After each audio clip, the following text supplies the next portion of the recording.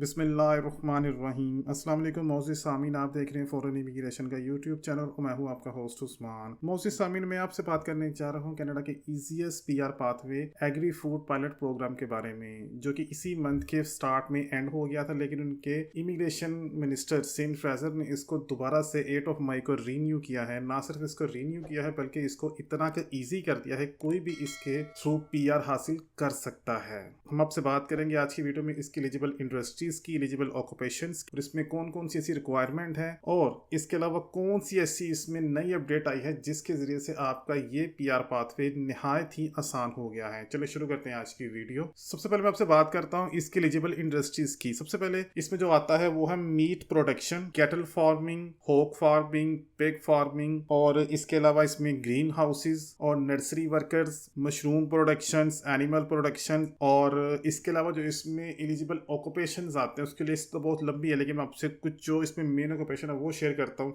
सबसे पहले इसमें मीट कटर आते हैं, फिश मूंगर आते हैं, रिटेल होलसेल दोनों के। इसके अलावा एग्रीकल्चर वर्कर्स आते हैं, पोल्ट्री स्पेशलिस्ट आते हैं, पोल्ट्री प्रोसेसिंग वर्कर आते हैं, लाइव स्टॉक लेबरर आते हैं, food and beverage processing labourer आते हैं। इसके बाद हम बात करते हैं इसकी रिक्वायरमेंट की। सबसे पहले बात करते हैं एजुकेशन के बारे में। एजुकेशन में आपको इसमें सिर्फ हाई स्कूल डिप्लोमा चाहिए होगा। अगर आप आउट ऑफ कनाडा से हैं, आपने किया हो, तो आपको फिर इसके लिए ईसीए करवाना पड़ेगा कनाडा से। उसके बाद बात करते हैं इसमें आइल्स की रिक्वायरमेंट। तो आइल्स के लिए आपको CLB-4 चाहिए होगा और इसके अलावा अगर आप आउट ऑफ कनाडा हैं तो आपको इसमें ऑफर लेटर चाहिए होगा जेन्युइन, जिसमें कि उसकी एंड डेट जो है वो मेंशन नहीं होनी चाहिए और आपकी वेजेस भी एज पर कैनेडियन लॉ के मुताबिक होनी चाहिए।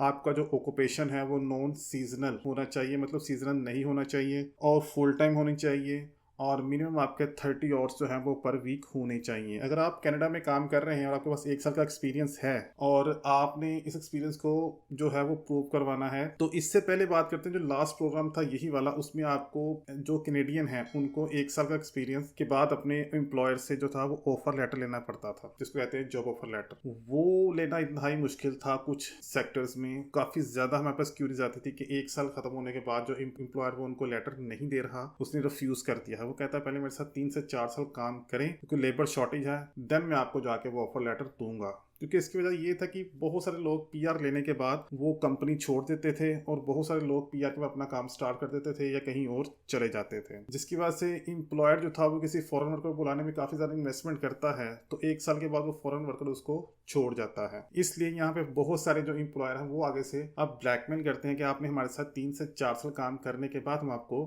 ऑफर लेटर देंगे। लेकिन जो नया प्रोग्राम आया है, इसको जो उन्होंने अपडेट किया है, इसमें उन्होंने ऑफर लेटर का बिल्कुल ही काम खत्म कर दिया है। जो लोग कनाडा में काम कर रहे हैं जिनके पास 1 साल का एक्सपीरियंस है, उन्होंने इसमें यूनियंस को ऑथोराइज किया है कि वो एम्प्लॉयज के जो है एक्सपीरियंस लेटर को अटेस्ट करें, या फिर आप एक सिंपल जो आपने एक जॉब लेटर या एक्सपीरियंस लेटर जो अपने एम्प्लॉयर से रेफरेंस लेटर वो ले सकते हैं। वो कभी भी आप ले सकते हैं, उसमें किसी किस्म की कोई मुश्किल नहीं होती, क्योंकि ये आपको अक्सर समटाइम आपके पास वर्क परमिट है तो आपको ट्रैवलिंग के दौरान चाहिए होता है, क्योंकि 1 साल के बाद कुछ एम्प्लॉयज अपनी वापस कंट्री में जाते हैं तो उनको वहाँ पे जॉब लेटर वो दिखाना पड़ता है, जो कि एम्प्लॉयर जो है वो इजीली कभी भी आपको दे सकता। आपने कोई चीज परचेज करनी है, कोई व्हीकल लेनी है, तो उसके लिए भी आपको कभी कभी इस लेटर की जरूरत पड़ती है, तो ये इसमें कोई मुश्किल बात नहीं है। उन्होंने ये कहा है अगर आप जॉब ऑफर लेटर नहीं है तो आप इजीली अपना ECA एजुकेशनल ECA शो कर सकते हैं, जो कि पहले भी था। तो अब उन्होंने उसको उनके साथ कन्वर्ट किया है कि अगर आप अपनी ऑफर लेटर नहीं दिखा पाते तो आप इजीली यहाँ पे सिर्फ ECA शो कर सकते हैं अपनी एजुकेशन का, जो कि आपने कनाडा में से करवाना है। अगर मैं सीधी सी बात करूँ तो इन्होंने इसमें जॉब ऑफर लेटर को बिल्कुल ही खत्म कर दिया है, क्योंकि इजीली आप अपना रेफरेंस लेटर या एक्सपीरियंस लेटर लेके उसको यूनियन से टेस्ट करवा लें, या वैसे ही आप रेफरेंस लेटर लेके उसको इजीली सबमिट करवा दें तो